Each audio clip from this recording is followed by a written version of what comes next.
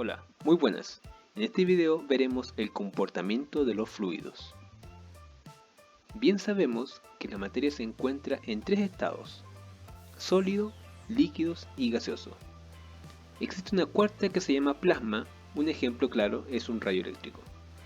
Pero solamente estudiaremos sustancias que pueden fluir, de ahí el nombre de fluidos, como lo son los líquidos y gases. Toda sustancia posee una densidad, que es la propiedad de un material. Esta es la relación entre su masa y su volumen. Ejemplo, consideremos tres cajas, cada una con volumen de 1 metro cúbico. La primera la llenamos de aire, la segunda de agua y la última de fierro. La masa de aire dentro de este cubo es de 1 kilo. La masa de agua dentro de este cubo es de 1000 kilogramos y la de fierro es de 7600 kilogramos. De acuerdo a la ecuación, la densidad para cada sustancia será 1 lo divido en 1, o sea, la densidad del aire es de 1 kilogramo por metro cúbico, 1000, que es la masa, lo divido por 1, que es el volumen, me da 1000 kilogramos por metro cúbico, y la densidad del fierro es 7600, lo divido por 1, son 7600 kilogramos por metro cúbico. Por lo tanto, la densidad del aire es mucho menor que la del agua, y esta a su vez es menor que la del fierro. Otro aspecto a considerar son las fuerzas que actúan sobre los fluidos. Una es la fuerza de las masas y la otra es las fuerzas superficiales. Sabemos muy bien que todo fluido posee una masa y por lo tanto tiene un peso. Las fuerzas superficiales son aquellas fuerzas que se producen en la superficie del fluido. Un ejemplo claro es una gota de agua en una hoja que se adhiere a la hoja para no caer. Para los fluidos en reposo, veremos el concepto de presión hidrostática. Cuando un fluido está dentro de un recipiente, este ejerce fuerza sobre las paredes del recipiente. Esto se conoce como presión hidrostática, definida por la fórmula P igual a la fuerza lo dividido por el área. Esta se mide en pascales. Veamos un ejemplo. Tenemos una fuerza de 10 newton sobre o aplicada sobre un área de 2 metros cuadrados. ¿Cuál será la presión? Por la fórmula, 10 lo divido en 2 y me da que la presión que ejerce esta fuerza sobre esta placa es de 5 pascales. La presión hidrostática en un recipiente varía en relación a su altura.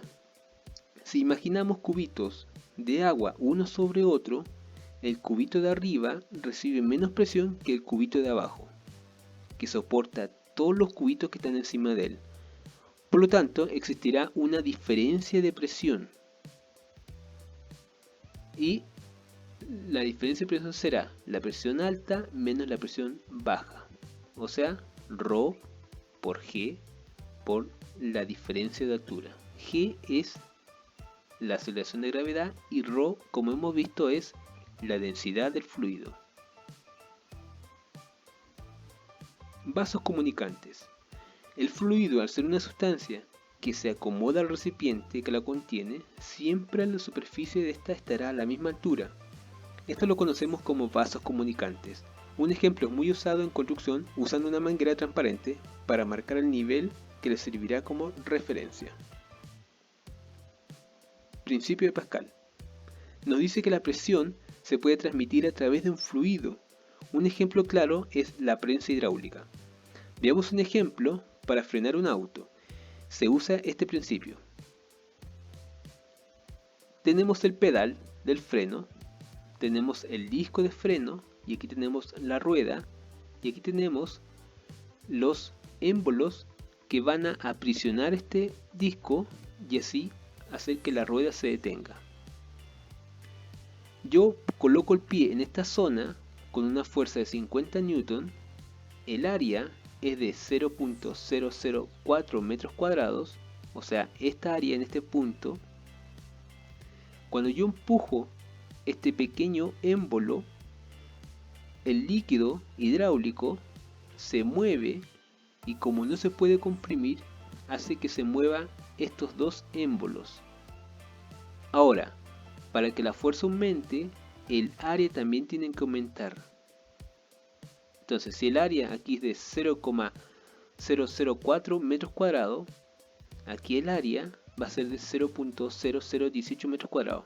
Con esto, aumentando esta área versus esta área, consigo una mayor fuerza aplicada sobre el disco. La presión en el punto 1 es igual a la presión en el punto 2. Lo calculo. La presión en 1 va a ser la fuerza lo divido por el área. O sea, 50 lo divido por 0,004. Y eso me da 125.000 pascales. Hago lo mismo en el punto 2. La fuerza lo divido por el área. La fuerza es 225 newton y lo divido por el área, que es 0,0018, y eso también me da 125.000 pascales. Ese es el principio de Pascal. La presión es la misma en todo el fluido. En todo el fluido. El principio de Arquímedes nos ayudará a entender por qué algunos cuerpos flotan en el agua, como los barcos submarinos, y lo mismo para los globos en el aire. Veamos un ejemplo del barco. Tenemos un barco, tenemos el nivel del mar, parte del barco está sumergida y parte del barco está en la superficie, sobre la superficie del agua. El barco es de fierro y otros componentes, madera, plástico. La densidad total del barco tiene que ser mucho menor que la densidad del agua. Lo que estoy diciendo yo es que toda esta densidad del barco completa tiene que ser menor a la densidad del agua. Si la densidad del barco es mayor, el barco se hunde. Si la densidad del barco es menor, el barco flota. Ahora, toda esta masa, si yo tengo una balanza gigante y la pongo el barco sobre ella, esta masa es igual a esta masa de agua. O sea, la parte sumergida que está del barco, si la lleno de agua, esta masa de agua es igual a esta masa del barco total. Es por eso que los barcos flotan. Ahora veremos los fluidos en movimiento. Ya hemos visto fluidos en reposo. Ahora vemos cómo estos se mueven. Y tenemos dos tipos de flujos. Uno es flujo laminar, que es cuando las partículas del fluido siguen una trayectoria paralela, como el agua, que pasa por una tubería.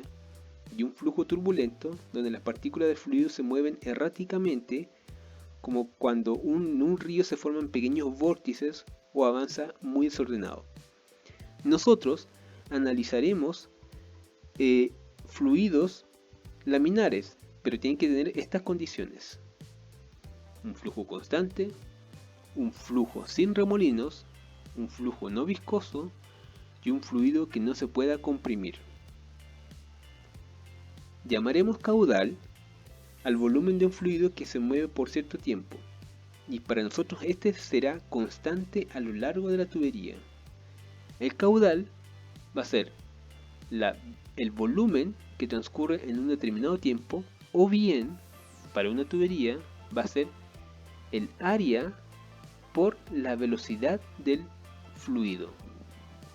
Aquí tenemos una tubería que es angosta en este punto y es más ancha en este punto.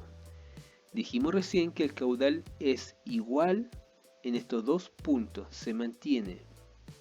Si conocemos el área aquí, en este punto, que es de 1,5 metros cuadrados, conocemos la velocidad del fluido, que es de 5 metros por segundo, aquí conocemos el área de esta zona, pero no conocemos la velocidad.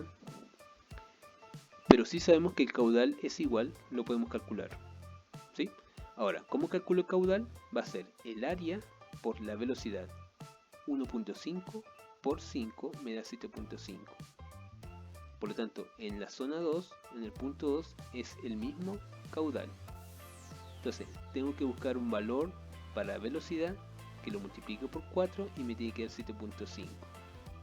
O sea, divido 7.5 en 4 y me da que la velocidad en este punto es de 1.805. ¿Qué nos dice esto? Nos dice que en la parte más ancha de la tubería la velocidad baja y en la parte más angosta de la tubería la velocidad aumenta.